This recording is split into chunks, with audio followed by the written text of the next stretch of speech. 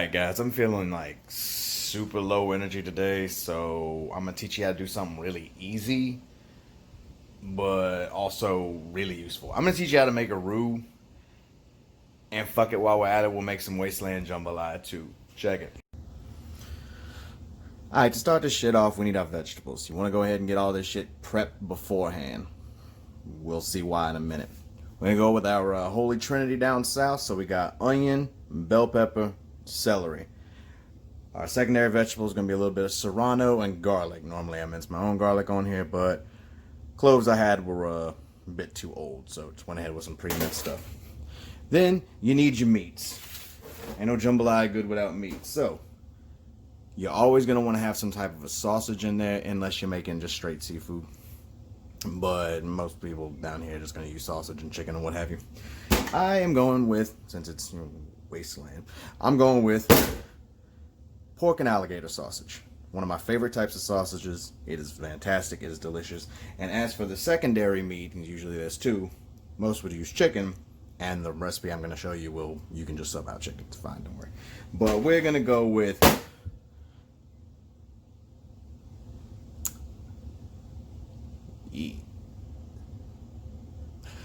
let's keep going, shall we? Oh yeah, just wanted to add this in. I was talking to somebody and they told me like, hey, I want to start cooking more, but I'm concerned about my knife skills, and I never really learned how to chop an onion or mince an onion.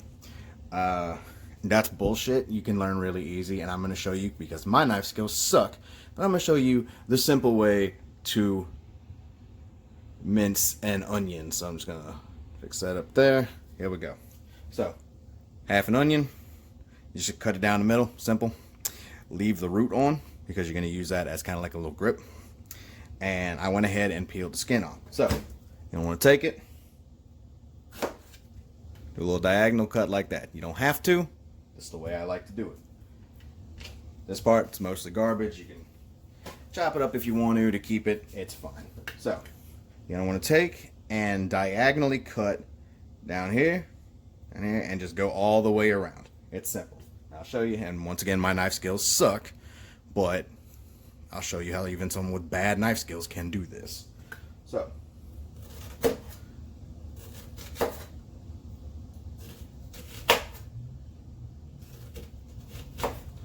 you're going to want to cut not all the way through, but just like almost to the root.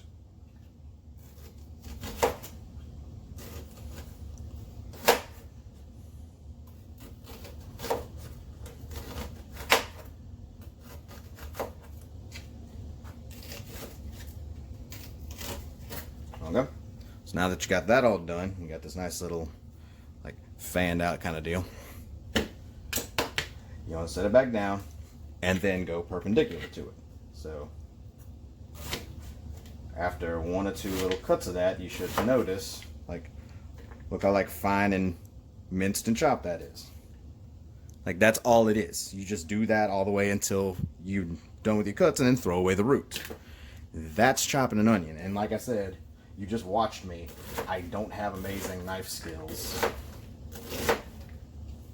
but it's just that easy. Throw away the garbage. Minced onion. Simple. Learn your shit. Like, millions of videos are already existing that show you how to, thousands maybe, videos show you how to do this stuff. This is easy. This is the basis of cooking. So, there you go. I did a step for you. You now know. Simple. Alright, so in your Dutch oven, you want to go ahead and get a little bit of canola oil in the bottom of there. You want canola oil because of its relatively high smoke point. And you're going to want to go ahead and get a hard sear on your meats. As you already know what we're using, let's go ahead and do this. You don't need it on both your meat and your sausage. Your sausage you're going to do a little differently. You don't actually have to cook it at all because it's smoked. So you can throw it in the pot at the very end. It's fine. However, since this is not going to develop any texture, we want to go ahead and just add a little bit by hard searing it.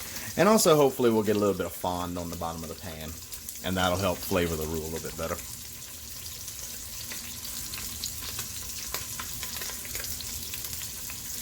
Like I said, nothing too fancy on this. We're just trying to get a little sear on it. If a little bit sticks to the bottom, that's okay. Let's see what we're looking like on it.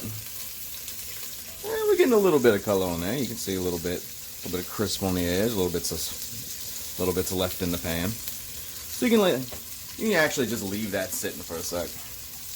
It's not gonna hurt it as long as you don't char the hell out of it. So once we got that, we're gonna go ahead, pull it out. I'm gonna cube it up and sit it off to the side, and we'll join back. And the next step is gonna be actually making the roux, what you tuned in for. So stick around. All right, now the time has come. Our meat's already been hard seared. We're gonna bring our oil back up to temperature. We got it on medium high, and I'm gonna teach you guys how to make a fast roux. A lot of people get scared of making a roux. Ain't nothing to be scared of.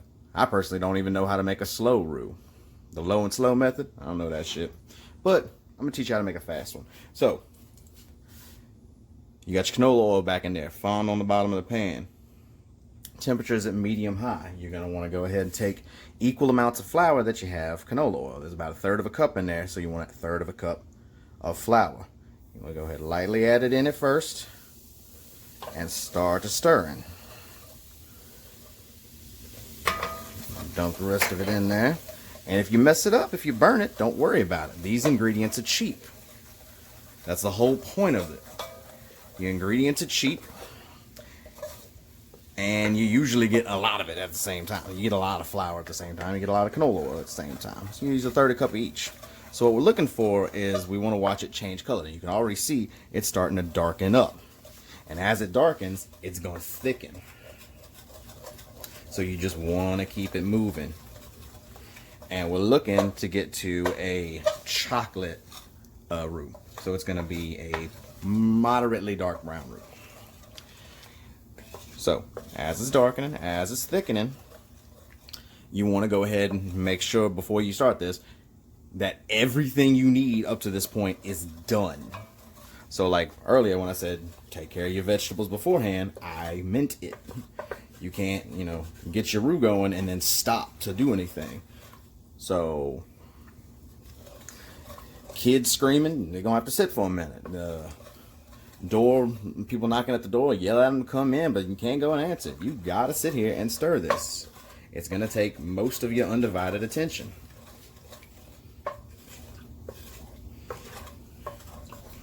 I believe I still had a little bit of roux left, a little bit of oil left over. So I'm going to add a little bit more flour. There we go. That's what I was looking for. Add a little bit too much oil for my flour. But yeah, you can tell as I scrape the bottom of the pan, it's already starting to get thicker.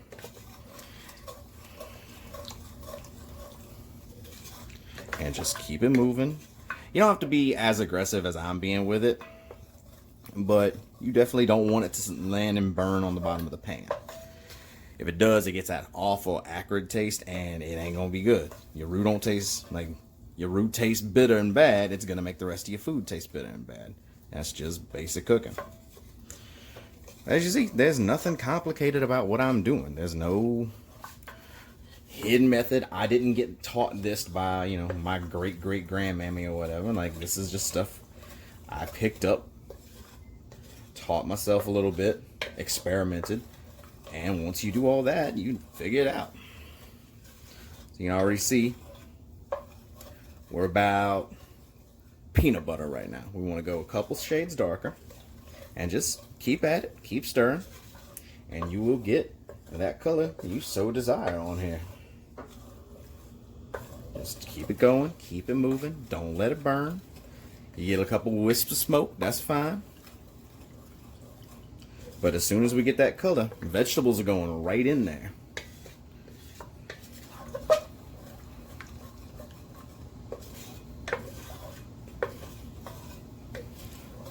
We getting closer and closer.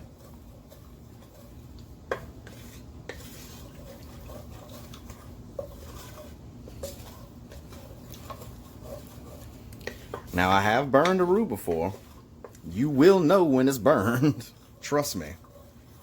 And we are about there. We got a nice little Nesquik look to it. So, we'll go ahead and start adding in our vegetables. There we go. Get that steam kicking up. Keep it moving. That's our onion. Get the celery. Now the water's going to come out of there. Going to help prevent your roux from burning. And get them bell peppers in there now.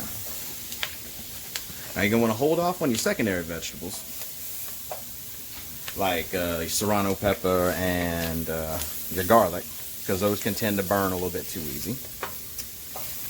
But you're going to want to go ahead and get this mixed in, get it nice and coated, and let them start to sweat down a little bit. You don't want them full sweat, but let them sweat down a little bit. Get them onions a little translucent.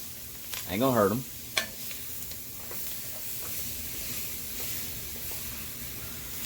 And remember, your roux on the bottom can still burn, so you can go a little more lax with your stirring. Like, I can ignore it right now for a couple seconds. Like, for instance, I'm going to go walk away. You can still hear me, blah, blah, blah. Walked over to my prep area and got my other vegetables. It ain't going to hurt it to walk away from it for a couple of seconds right now, but you can't walk away from it for too long.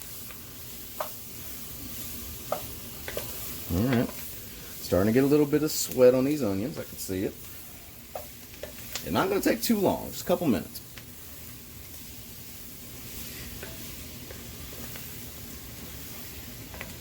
And once you're at a comfortable level with them, you go ahead and add in your secondary vegetables.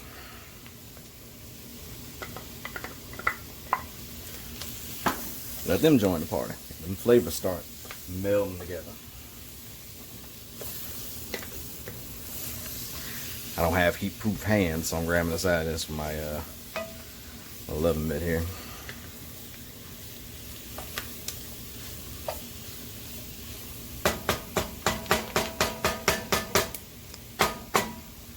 Alright. Now once that's good to go, which it is at this point, we're going to go ahead and add 6 cups chicken stock, and we're going to let it simmer with the lid slightly off of it for 40 minutes. And we're going to be back after that. Alright, so we went ahead and cut up our sausage. I like to brown it off in the oven a little bit. It's fine to add without, but I like getting a little more texture to it. So we're going to want to simmer this for about 40 minutes to an hour. And while it's doing that, the meat's going ahead. You're doing 2 things. You got 2 things going at once. It's fine. So you're going to need to simmer this for a good long while because that roux carries a bit of a flour taste to it. But by simmering it for so long, you can actually leach that out. And that's the whole point of this. Now, if any of you are watching this and you're thinking, oh, but I don't have alligator sausage, or I don't know what to... You just want a well-seasoned sausage, whatever your regional version of good sausage is. Hell, you can make this with, like, say, Polska kielbasa or something like that. Whatever flavor you like. It's going to add a lot to this. But, like I said, we're just hitting that little simmering point. I'm going to go ahead and drop the heat down. Put on about low. Make sure this calms down just a little bit. And put the lid on. And we will be back in about 40 minutes to, I'd say about 50 minutes. Alright, about an hour up. We're almost done. Then we'll go ahead and kill the heat. Get a nice final stir on this. Make sure everything is good to go. And now we're going to go ahead and add our meats. Get that Spam in there. Get all the sausage in there as well.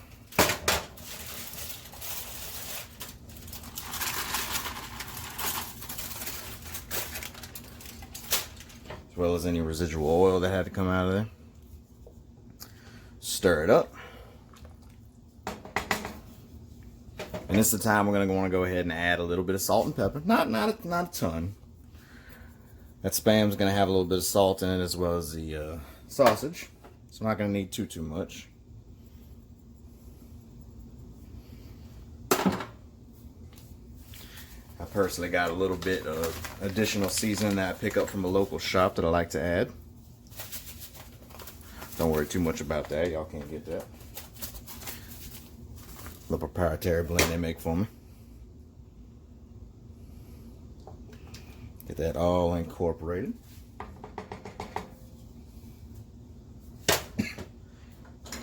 Now, like I said, we're almost done.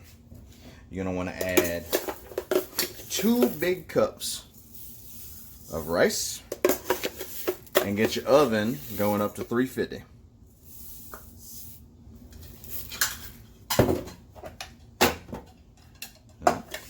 Rice is taken care of. Stir it up, mix it in. Make sure your rice isn't just in one big clump. Next, you're going to want to put the lid all the way on and put it in the bottom rack of your oven. I just went ahead and removed the second rack altogether. You know, put your dish in there for 30 minutes at 350, and then we will finalize everything. See you in just a minute. All right, pot's out of the oven. Oven's turned off, and let's go ahead and get the reveal. Now, looks a little soupy, I understand, but just give it a light stirring. You find out that's just all the extra. Pulling up around the edges. See, it incorporates in there right neat. Nice. Alright. And there you go. That is a pretty standard Cajun jambalaya. Nothing too fancy about it. Super easy, very delicious. And like I said at the start, if you wanted to sub out the Spam for chicken, then it would just be like everybody else's jambalaya. Sub out your sausage for some regular andouille. What you're going to want to do, however, very last step. I'm not going to do it right now because I'm just going to eat a bowl as it is. You're going to want to throw a little bit of butter in there. Maybe about half a stick for this whole pot. And you're going to want to mount it like that. And that'll prevent your rice from drying out too much whenever it gets cold. But that's it. That is my recipe for Wasteland jambalaya. Thanks for watching. Hit me up with that like, comment, and subscribe. Hit that notification bell to stay up to date. You already know what to do. Catch me later.